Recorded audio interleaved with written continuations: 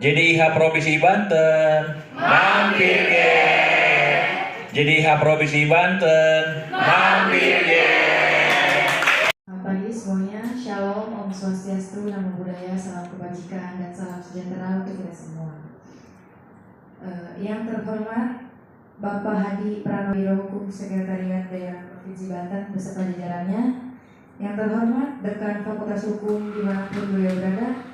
Yang saya hormati dosen pengampu mata kuliah dimanapun beliau berada, serta seluruh audiens.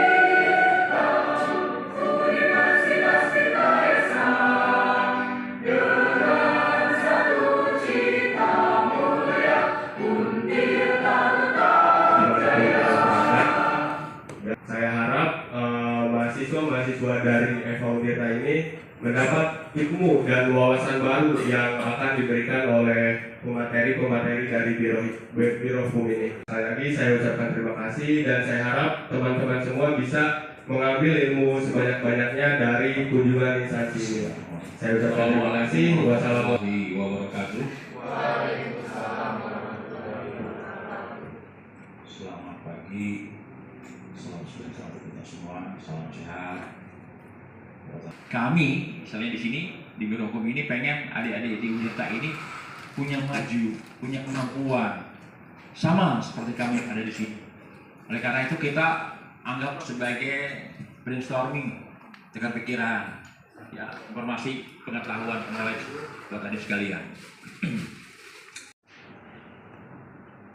Baik, terima kasih kepada Bapak Hadi Prawoto atas sambutan dan arahan. Selanjutnya, agar kegiatan hari ini senantiasa mendapatkan keberkahan dari Allah Subhanahu wa Ta'ala, mari kita bersama mendengarkan pembacaan doa yang akan dipimpin oleh Padma Nurdin. Kepada beliau kami persilahkan. Bismillahirrahmanirrahim. Alhamdulillahirrahmanirrahim. Jadi pada hari ini moderator kita yaitu RND Elianwar ini sedang menjalani perkuliahan pada semester 5 di Fakultas Hukum Tirta. Buat sahabat dan anak, sebelumnya mohon izin Bapak untuk memandu jalannya materi pada hari ini. Bismillahirrahmanirrahim. Assalamualaikum warahmatullahi wabarakatuh.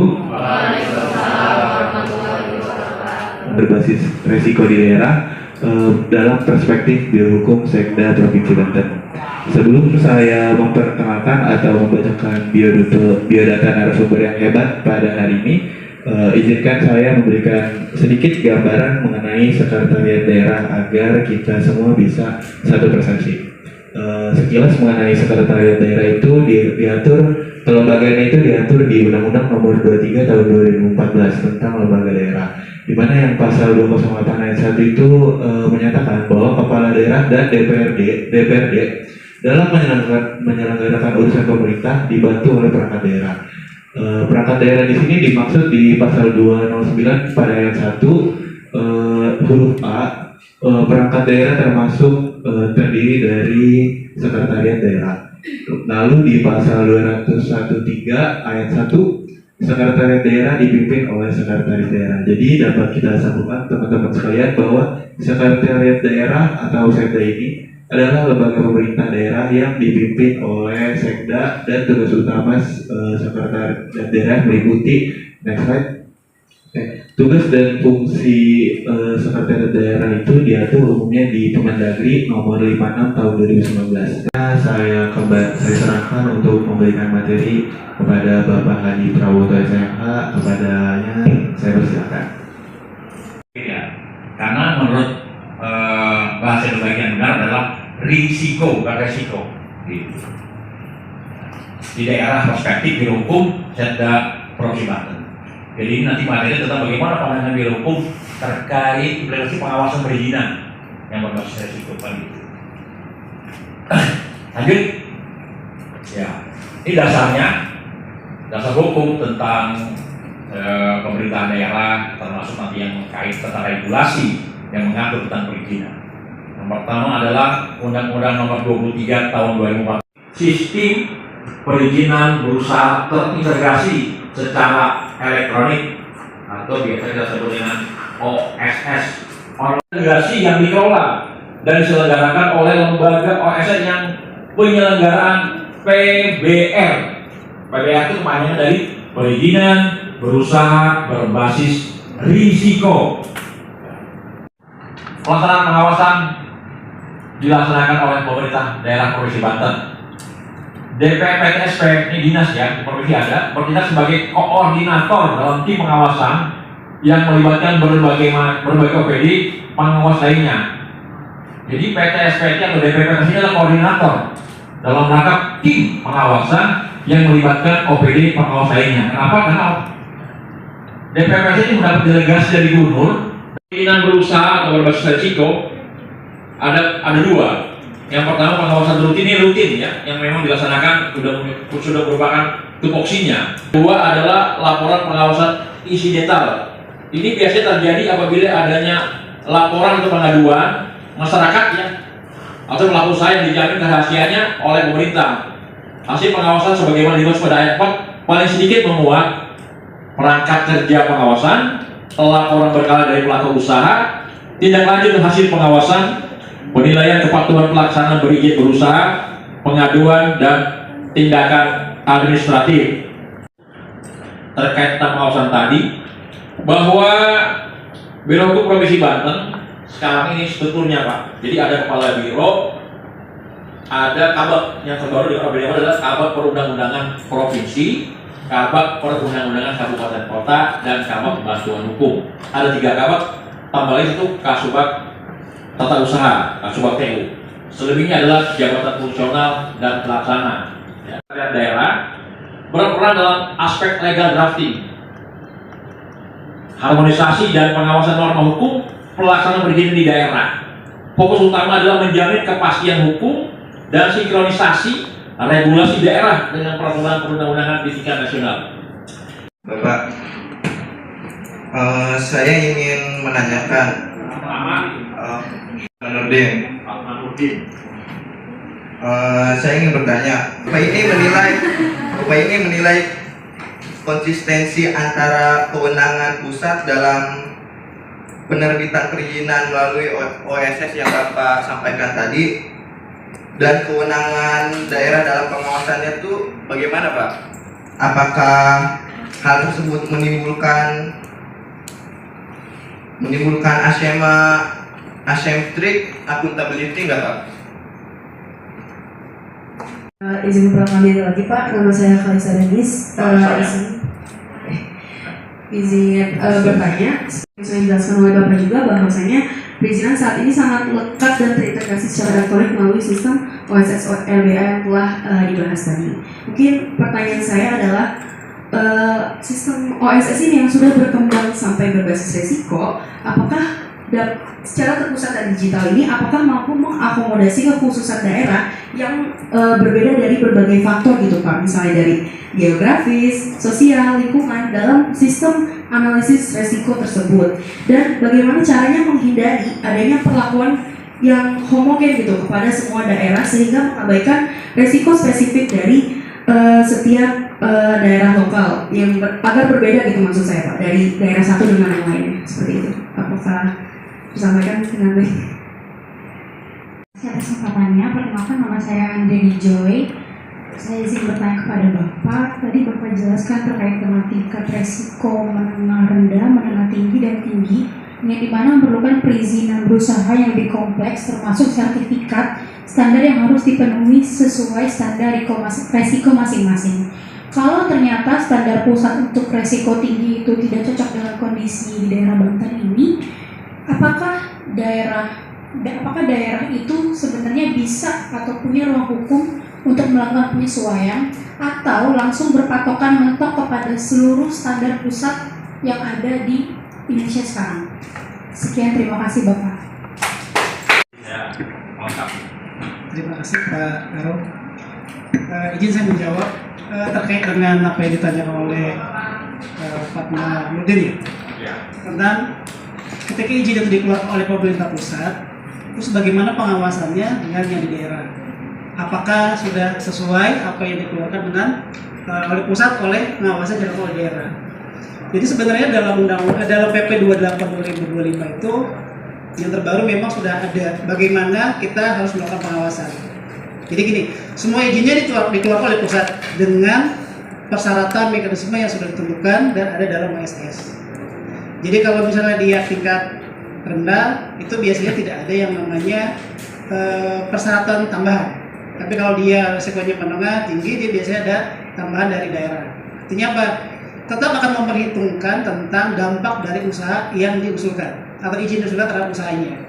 Nah, sekarang ketika izinnya itu sudah keluar, terus bagaimana nih seandainya izin yang keluar itu dalam pelaksanaannya tidak sesuai? Kan butuh diawasi kan? Memang hal ini sudah terjadi di semua daerah, termasuk Banten lah ya. Nah kebetulan saya saat ini memang sedang mendampingi Kabupaten Lebak terkait dengan peraturan Bupati tentang pengawasan perizinan bangunan gedung dan juga pemanfaatan tata ruang. Karena izin usaha itu pasti akan berbenturan dengan tiga hal tadi. Jadi misalnya ada seorang pelaku usaha, dia mengusulkan izin tentang peternakan. Pertama yang dilihat adalah tata ruangnya. Yang diusulkan itu sesuai nggak daerahnya dengan tata ruang daerah tersebut. Jadi ini nanti sekalian sama yang kedua ya. Jadi sesuai nggak? Dalam sistem AS itu sudah mengakomodir bagaimana tata ruang setiap daerah. Jadi misalnya secara tata ruang untuk usaha peternakan cocok. Ya, maka di situ memang bisa untuk peternakan, kebunan. Terus setelah itu usaha yang dilakukannya apa? Peternakan. Peternakannya itu apakah dia masuk kecil, menengah atau besar? Itu ditentukan. Kemudian persyaratan apa saja yang sudah dilengkapi sesuai dengan izinnya. Ketika semua dalam proses itu sudah terpenuhi, maka keluarlah izin itu dari pusat NIB. Nah, pelaku usaha dia akan melakukan operasional usaha. Nah, kalau usaha ternyata dia usaha itu membangun, kalau peternakan ada kandang, ya kan, bangunan-bangunan lain gitu kan. Nah, kalau dia misalnya usahanya kecil, berarti kalau berdasarkan PP 28/2005 berarti berbasis modal. Dasarnya ada modal. Di bawah 5 miliar itu termasuk kecil. Di atasnya menengah sampai kalau 25, selebihnya itu adalah besar. Nah, ketika dia misalnya mengusulkan saya adalah usahanya kecil, ya kan? Berarti tidak ada komitmen nih ke daerah. Karena apa? Karena biasanya NIB keluar di operasional. Maka dia buatlah usahanya. Kalau usaha kecil itu nanti kan modalnya dihitung dari luasan lahannya, ya kan? Terus juga dilihat bangunannya yang dibangun seperti apa. Jadi ketika izin operasional keluar dalam melakukan usaha belum selesai tuh. Kalau dia bikin bangunan, dia ada lagi izin apa untuk bangunan? Ya, apa namanya? Ya, dulu namanya IMB, sekarang namanya PBG. Ya, persetujuan bangunan gedung. Jadi dia ngurus lagi izinnya untuk mendirikan bangunannya. Nah, ketika sudah bangunannya sudah ada izinnya, dia beroperasional. Nah, dalam sudah beroperasional ini, pemerintah daerah harusnya melakukan pengawasan. Apakah izin yang dikeluarkan dari pusat itu sudah sesuai? Kalau misalnya sudah sesuai, nggak ada masalah. Nah, ketika tidak sesuai itu jadi masalah. Nah, pengawasan ini memang butuh yang namanya payung hukum atau dasar hukum ya, peraturan bahwa entah itu bentuknya adalah tim atau apapun, satuan tugas atau apalah ya, setidaknya ini dikeluarkan oleh kepala daerah sehingga mereka punya kekuatan hukum untuk melaksanakan pengawasan.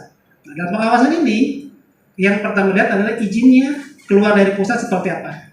Disamakan dulu dengan usaha tata ruang. Jadi biasanya pelaku usaha itu nakalnya adalah harusnya dia hanya di kawasan yang diizinkan untuk peternakan, ternyata merambah ke sebelahnya. Kenapa? Itu lahan yang lebih besar. Ketika terjadi, maka kita harus mengatur tentang apa sanksi yang harus diberikan terhadap pelaku usaha tersebut. Nah, sanksinya sebenarnya ada dua, sanksi pidana dan sanksi administratif. Nah, sekarang pilihannya daerah lebih menguntungkan pidana atau administratif. Kalau teman-teman, sanksi pidana atau administratif yang harus dilakukan? Ketika ada orang yang melakukan izin tapi ternyata tidak sesuai izin. Administratif. Kenapa administratif?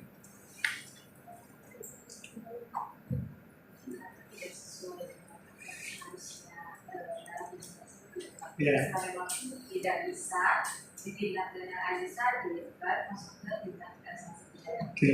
Teman-teman tahu apa aja sanksi administratif?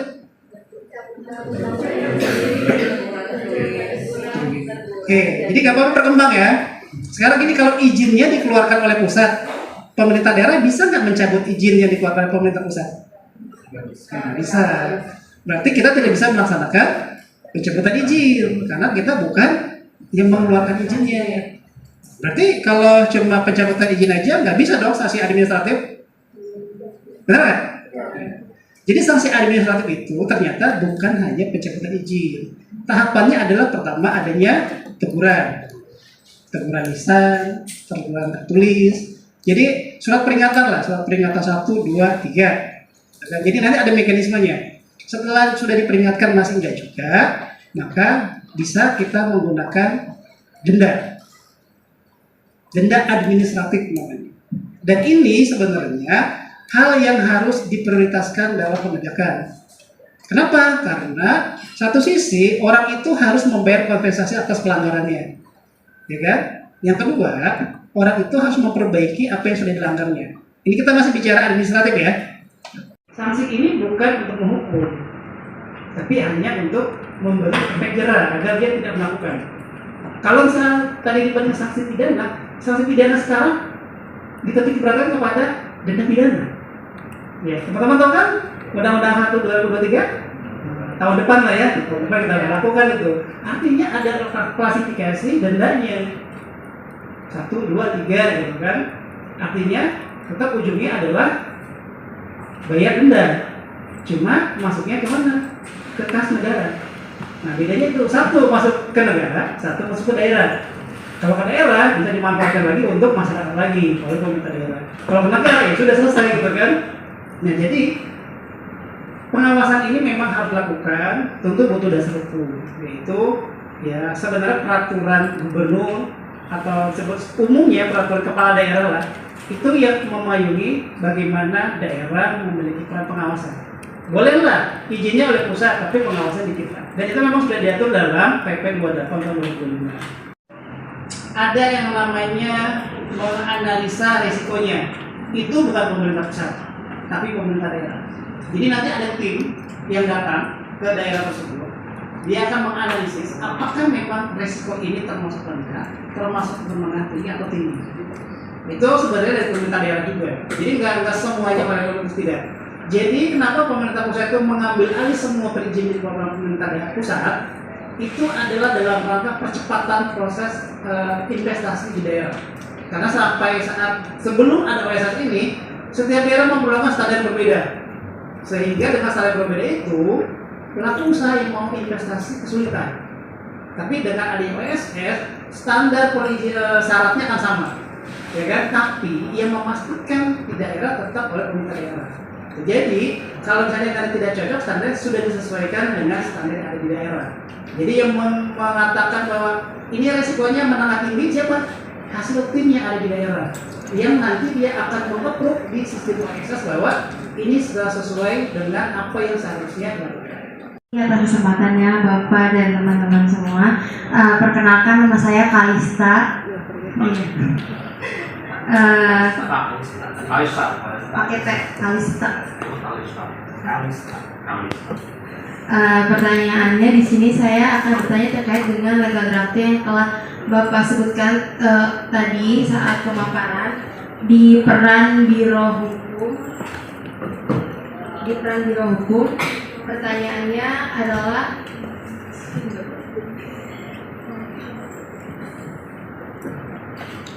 dalam praktik penyusunan regulasi di daerah, apakah fungsi legal draft itu benar-benar difokuskan untuk menyelesaikan akar masalah kebijakan, atau justru sebenarnya itu Pak terjebak pada kecenderungan untuk memproduksi banyak aturan yang baru gitu Pak, tanpa evaluasi terhadap efektivitas regulasi yang sudah ada. Jadi pertanyaannya, bagaimana mekanisme pemerintah daerah memastikan bahwa setiap rancangan regulasi itu lahir atas kebutuhan real sesuai dengan faktanya, terus juga berbasis data, serta mampu mengurangi beban regulasi, alih-alih memperbanyak aturan yang berpotensi tumpang tindih dan sulit untuk diterapkan nantinya Pak, seperti itu. Terima kasih Bapak sebelumnya atas kesempatannya dan moderator serta teman-teman. Saya Dwi Oktaviani, saya izin bertanya terkait sistem OSS RBA atau Dwi Oktaviani. Iya, Dwi. Terkait OSS RBA itu dalam PPT menyebutkan bahwa semua perizinan dilakukan dalam OSS berbasis digital berarti kan. Nah, bagaimana sih Pak mengatasi kendala teknis gitu seperti error atau salah input resiko atau bahkan data yang tidak sinkron dengan kondisi lapangan? Karena seperti yang kita tahu kadang kalau dalam digital tuh ada pasti oknum yang nakal untuk memanipulasi terkait data, ya kan? Nah, siapa yang akan bertanggung jawab gitu Pak dalam jika terjadinya kesalahan perizinan karena sistem OSS ini, bukan kesalahan pemohon? Sebelumnya perkenalkan, saya Anggun Sapitri. Iya, tanya. Tadi kan dibahas ya mengenai pengawasan perizinan berusaha berbasis risiko. Nah, di situ kan ada pengawasan rutin, terus pengawasan insidental gitu kan. Sama ada banyak di situ keterangan-keterangan itu. Nah, pertanyaannya itu, di dalam prakteknya banyak kan OPD melakukan pengawasan rutin menggunakan standar internal masing-masing. Nah, apa sih langkah konkret Biro Hukum untuk memastikan setiap instrumen pemeriksaan lapangan itu tidak bertentangan dengan regulasi OSS RBA dan Peraturan Pemerintah Nomor 28 Tahun 2025? Apakah Biro Hukum ini melakukan legal review sebelum instrumen tersebut dipakai di lapangan? Cukup. Terima kasih. Biro Hukum terkait dengan regulasi, apakah terjebak dengan semua itu baru seperti apa yang ada tumpang tindih gitu kan, saya bertanya. Pertama, setiap regulasi dalam melakukan proses ya, itu kan ada tadi saya katakan dari perencanaan. Dari perencanaannya sudah mulai dirancang. Misalnya satu OPD, dia butuh apa nih? OPD misalnya katakan, ambil contoh aja. Misalnya PUPR, dia butuh dalam rangka membangun jalan desa. Apa sih yang diperlukan buat jalan desa kan tuh regulasi apa kan? Misalnya SKGUP ya, nah dia buat dulu tuh ruang itu masalah jalan desa yang di mana tuh, dia udah rancang. Oh desa ini, jalan ini udah rancang. Nah nanti dia mau berbuat apa? Terowongan dari situ, nanti dari hasil itu disampaikan ke Biro Hukum dalam rangka diharmonisasi. Kita bahas benar nggak ini? Ya bertentangan dengan regulasinya. Artinya dalam melaksanakan tupoksinya itu harus menggunakan regulasi. Nggak sembarangan. Kenapa? Kalau kita melaksanakan tupoksi, melanggar ketentuan, otomatis nanti pidana. Makanya terpenting adalah dari perencanaan. Nah, dari perencanaan ini terus berlanjut sampai nanti dengan pembahasan. Kalau sudah pembahasan udah oke, tidak bertentangan, otomatis nanti akan disahkan, ya, disahkan sampai dengan nanti diundangkan. Nah, Biro Hukum dalam rangka mengatasi tentang regulasi supaya jangan terjadi obesitas, Karena kan banyak nih regulasi yang gue udah nggak pakai masih numpuk aja di situ. Kita ada program dalam rangka itu yaitu ingin menghapus tentang regulasi tidak berlaku, berupa perda-perda kita kumpulin mana nih? Tanya OPD-PD. Ini perdanya udah dipakai nggak atau udah nggak dibutuhkan nggak? Kumpulkan. Kita bersih tahun kemarin kita ada 13 perda, ya. 13 perda yang kita hapus dengan satu perda. Kenapa? Karena bikin gemuk aja nih, jadi penyakit lemak nih. Orang udah nggak fungsi numpuk aja, karena kita hapus. Termasuk juga kita lagi legalisir tentang perda-perda yang belum ada breakdown, yang belum diturunkan dengan ada pergubnya. Dari tahun 2002 sampai dengan 2004 kemarin, saya sudah cek sekitar ada 21 perda yang belum ada pergubnya yang sangat urgent sebetulnya. Kita lagi komunikasikan dengan OPD-OPD bersangkutan, yuk usulkan pergubnya dalam rangka pelaksanaan, gitu ya. Ke depan semuanya akan kita maksimalkan. Artinya bahwa setiap regulasi itu harus benar-benar sesuai dengan kemanfaatannya. Jangan asal mau bikinnya doang, ternyata tidak bisa dipakai apa banyak. Begitu. Nah, kita sisa sekarang nih. Dari teman-teman OPD mananya regulasi dianggap wah ini udah nggak sesuai nih, nggak dimanfaatkan ya. Termasuk kita tentang COVID masih kepakai nggak? Kan kita pikirkan juga. Apa nanti akan dibutuhkan? Banyaklah perda-perda yang masih kita pertimbangkan. Oleh karena itu, kita berusaha meminimalisir jangan sampai regulasi itu saling bertentangan dan tumpang tindih. Makanya kalau ini sudah diatur ini akan kita tolak nih. Ini udah ada regulasi jangan diajukan lagi ya. Bertolong pada ini aja. Setiap kita fasilitasi dengan kabupaten kota maupun dengan OPD seperti itu kita cek dulu. Kan kita punya kumpulan tuh. Tentang regulasi udah apa undang-undang mana yang sudah kita buat. Pengalaman nih secara teknis dulu di PTSP, DPM PTSP selama 5 tahun. Jadi Pemprov Banten melaksanakan pelayanan perizinan melalui by OSS tadi itu disupport one server. One server itu dari Kominfo sana. Jadi kami melaksanakan sistemnya, tapi Kominfo yang mensupport jaringannya. Jadi kami tergantung mereka. Tetapi bagaimana minimalisir itu dilakukan? Kami setiap saat ada sebuah rapat koordinasi dengan tim-tim yang mensupport berjalannya sistem OSS tersebut, gitu. Mulai kami melaksanakan pelayanan OSS itu banyak sekali hambatan dan itu sangat dimaklumi, Pak. Dimaklumi karena memang itu adalah testing pertama, Pak, dan itu di launching oleh Pak Gubernur waktu itu, Pak Wahidin kalau tidak salah. Tetapi itu hanya sekali 2 kali dan error sebagainya itu banyak sekali. Tapi itu sudah diantisipasi. Artinya semua yang menjadi kewenangan daerah memfasilitasi fasilitator untuk melaksanakan pemberian izin melalui OSS yang tadi disampaikan oleh Pak Didi menjadi kewenangan pusat. Jadi itu sudah terlaksana. Jika ada erroring dan sebagainya, tadi ada oknum yang nakal dan sebagainya, tentu delegasi itu tadi Pak Karo sampaikan, Gubernur sudah mendelegasikan kewenangannya kepada Kepala DPM PTSP. Jadi beliau adalah secara jabatan bertanggung jawab baik teknis maupun administrasi yang dilakukan kesalahan. Walaupun itu dilakukan oleh anak buahnya, tapi beliau bertanggung jawab atas itu.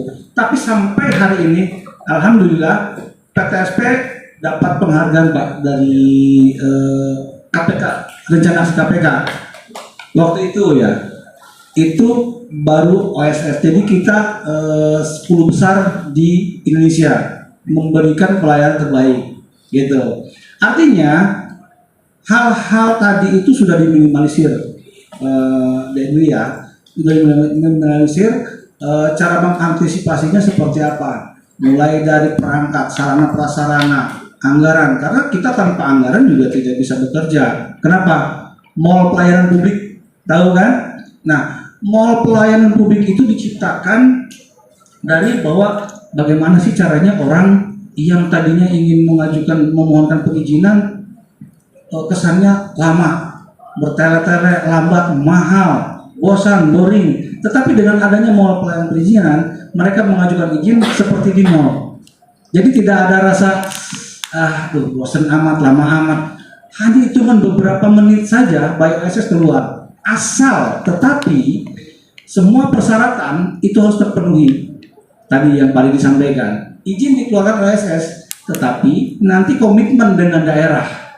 Izin keluar nih, NIB, izin usaha, berusaha, resikonya tinggi, sedang atau menengah misalkan, keluar, mereka tidak bisa melakukan kegiatannya walaupun sudah memegang legalitasnya. Kenapa? Mereka pelaku usaha harus melakukan komitmen dengan daerah. Pertanyaannya apa sih komitmen itu? Bukan uang, awas. Komitmen itu adalah mereka harus membawa izin kertas itu ke PTSP, DPM PTSP dan dinas terkait. Tidak pelaku usaha itu melakukan setelah izinnya keluar, kan pengawasan ceritanya ini. Sesuai tidak ada timnya. Kalau LH misalkan izin lingkungan, ada mereka PPLH, tim, sebuah tim yang bisa menilai bahwa mereka melanggar atau tidak. Contoh cerobong asap, misalkan mengotori, memberikan polusi terhadap masyarakat, itu masih di tingkat dimaklumi atau tidak, atau sudah mencemari kategorinya. Nah, mereka akan menilai. Terus selain daripada tim teknis yang ada di OPD masing-masing, ada juga koordinatornya yang mengkoordinir semua pengawas siapa dari DPM PTSP, juga ada bidang pengendalian. Jadi mereka yang mengendalikan bersama-sama dengan tim PPLH tadi. Nanti ada DPM PTSP, ada termasuk Pol PP penegakan perdanya, termasuk Biro Hukum, karena memang itu nanti dirangkum diwujudkan dalam satu regulasi nantinya. Gitu. Itu ya. Mungkin